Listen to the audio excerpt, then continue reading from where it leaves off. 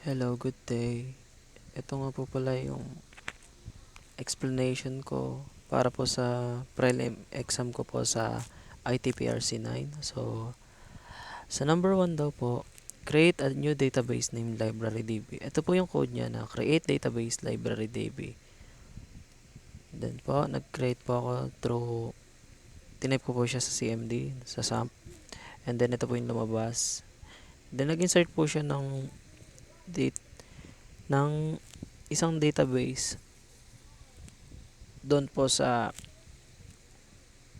MySQL. So, ito po, library DB po yung name. And then, sa task 2, table creation. So, dito, syempre, sa database, magagawa tayo ng table. And then, ito po yung pinaka-requirement niya na kailangan daw yung book ID is integer, primary, key, and naka-auto-increment. Sa title naman, varchar with 255 characters and so on. So, ito yung pinaka-code niya. Create table books, book ID, int not null, primary key. Sabihin yan, yung book ID daw is hindi null pero naka-primary key po siya. And then, yung title, varchar 255, author, varchar 255, genre varchar 100, ISBN varchar 13, and copies available integer. Then, after kong ma-initiate tong code na to, nag-initiate ako ng panibagong code which is pwede kong iset yung table na books doon sa database na library, and yung i-increment niya lang is yung book ID, and then yung integer unsigned not null auto increment. So sa code na to, ina-explain niya na sa code na to, ibig sabihin ng code na to is yung book ID na, di ba nga, dahil primary key siya, so mag-start siya sa 0. So dito, mag-start siya sa 1 pero naka-auto increment. So after niya mag-insert ng panibagong data, ang magiging kasunod ng book ID na primary key is 2 na. And then ito yung magiging output niya na medyo malabo nga lang, pero query okay, 0 rows, affected 0.0110 second. Then ito yung tables na doon sa loob ng library DB. So books, yun pa rin. And then sa task 3, insertion of records. Dito na nga lalabas yung isa pang query na mag-insert tayo ng data sa table. So, insert into books. Yung books, yun yung table name, then title, yung column name, title, author, genre, ISBN, copies available. Then magsaset tayo ng values doon, which is doon yung nakaset dito sa instruction. So, 1984, George Orwell, dystopian, tapos yung ISBN, and then yung kung ilan copies, and then 5. Then, dito naman sa second code na insert into box, same as lang din sa first code. Then, yun. Ito yung pinaka-output. Doon, nag-select all from books ako para ma-show yung pinaka-table, kung ano yung laman ng table. Next, dito naman sa querying the database. Display all the books of the classic genre. So, dito naman, ito yung script ko, select genre from books where genre is equals to classic.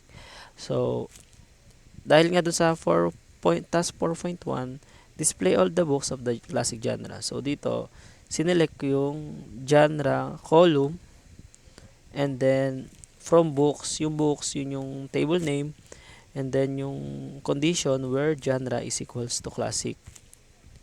Kasi yun yung nakalagay doon sa 4.1. Then yung output, eto. Nag-show lang yung table ng column name and then yung data na nakuha doon based doon sa condition ng code mo. Ito lang, iisa lang. Then dito naman sa 4.2, using the distinct keyword, list all unique genres available in the books table. So, dito naman sa select distinct, isa-select mo daw, select distinct genre from books. So, dito yung distinct, ililist niya yung laman ng genre column. Then, ito po yung lalabas. Dystopian and classic. Then, dito naman sa 4.3, describe the structure of the books table. Then, pinapaliwanag naman dito na para siyang, ito yung structure mismo nung table. Kung ano nga bang type yung bawat column, so dito nakalagay. At yung SQL script na nilagay ko is describe books. Then, ito yung lalabas. Field type, null key, default extra. So, napapansin nyo naman dun sa book ID, integer siya, and then yung null no. So, nakaset din siya sa primary key and naka-auto increment. So, ayun. And then, dito naman sa update and delete, update the book 1984 to have 4 copies available. Since dun sa table, naka 5 yung copies na available, so kailangan daw nating i-update na 4 copies na lang daw yung available. So, ito yung ginamit ko na SQL script. Update book set copies available is equals to 4 where title is equal to 1984. So, dito daw po, i-update niyo yung table name which is yung books. Then, isa-set niyo yung copies available na column into 4. At ang condition niya, yung title daw is 1984 kasi yun ang sabi, update the book 1984. So, yung 1984 lang yung i-update mo ng copies available. Then, dito naman sa ito yung output niya. So, ayan, rows match 1 and nagkaroon ng update. So, change 1, warning 0. Ito yung pinaka-output niya. So, yung select all from books, nag-initiate ako nun para ma-show yung laman ng table. So, as you can see, yung copies available, naging 4 na. Then, dito naman sa output 5.2, delete books that have less than 5 copies available. So, dito, kailangan daw nating mag-delete ng books na yung condition naman dito is yung kapag daw yung copies available is less than 5. So, dito, naggawa ko ng SQL script ulit ng delete query, delete from books, yung table name, where, yung column name, copies available, dito yung condition, where column named copies available is less than to 5. So, ayan, initiate ko. As you can see, 2 rows yung naapektuhan kasi as you can see dun sa previous table, yung less than 5 is yung dalawang data na nakuha, isang book ID 1 and 2. So, you can see yung 4 na copies available is less than 5, so madidelete siya. Tas dito naman sa book ID 2, yung copies available niya 3. So, true pa rin yung condition. So, i-delete niya pa rin yung dalawang to. Then, ayun, as you can see, nakalagay dito na query okay, 2 rows affected.